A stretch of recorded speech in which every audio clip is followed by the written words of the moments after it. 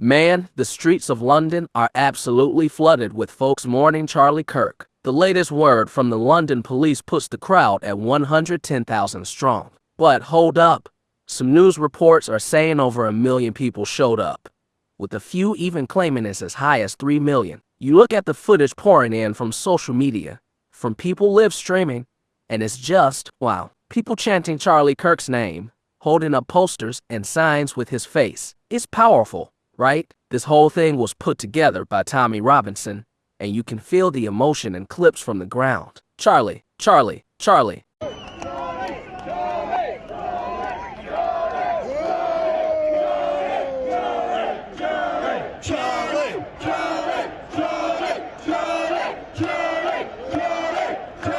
In one part, they even break out into song, marching through the streets, packed shoulder to shoulder for at least a mile. It's something else, I'm telling you.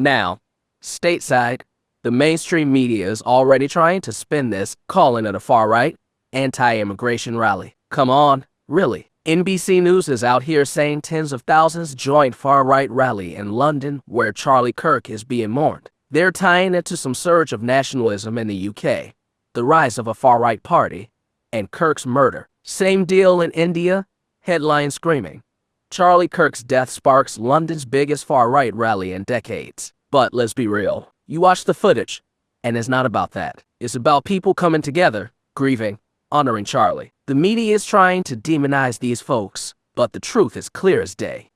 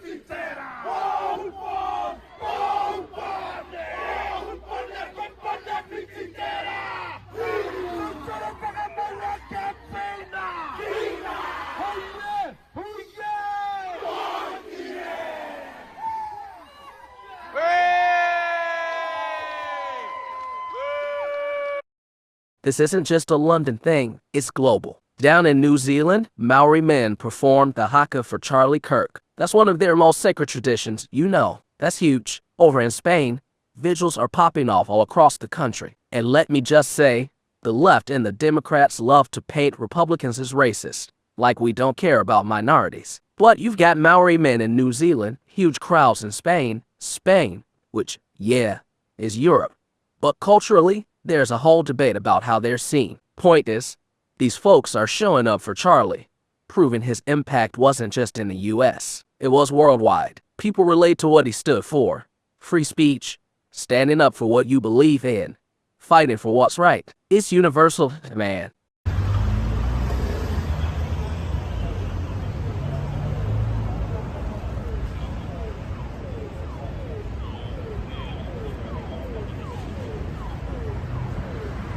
There's a deep religious angle here too. Charlie Kirk was a proud Christian, and with that shooting at Annunciation Catholic Church in Minnesota, there's this growing sense that Christians are under attack here, in Europe, everywhere. The night before the big London march, there were prayer vigils across the city, people chanting Christ is King. It's not just grief, it's a stand for faith, for everything Charlie represented, and it's not stopping there. Right now, one of the biggest marches is happening in South Korea. They're out there chanting, "We are Charlie Kirk." Can you believe that? The footage coming in from around the world is incredible. I wouldn't be shocked if this keeps spreading like wildfire. These vigils, these marches, they're powerful. People aren't just mourning Charlie, they're celebrating his life, his gift, his fight. It's not just the organized stuff either. There are these spontaneous moments breaking out in everyday life. Take this artist, Gavin Adcock.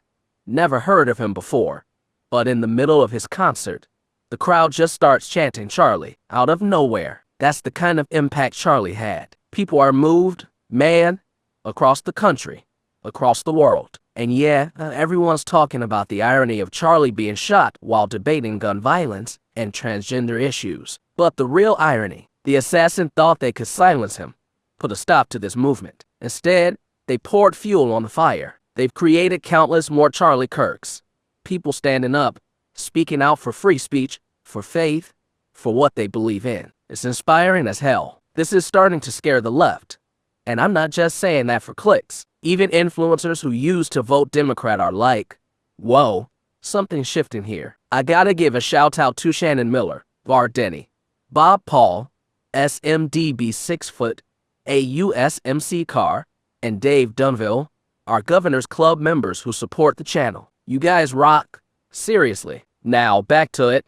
The left's always thought they had a lock on race issues. But last year, President Trump made historic gains with Hispanic, Black, and Asian voters, and this Charlie Kirk situation is waking more people up. You've got Black, Latino, Asian, even Armenian and Filipino Americans in my inbox, saying they're with this movement. One guy put it like, Democrats, y'all cooked, bro. Extra crispy, no batter. He's saying the Latino community, Black community, Asian community, white community, everyone's coming together. Is over for the old narratives. The left's reaction, MSNBC, or whatever they're called now, was spewing lies about Charlie's legacy before we even knew his condition. Professors, PR folks for Apple, you name it, they're out here celebrating his death online. It's drawn a line in the sand, making people ask, do I really want to be on the side cheering for someone's death? It's a wake-up call, even for folks who aren't usually conservative. A few days ago,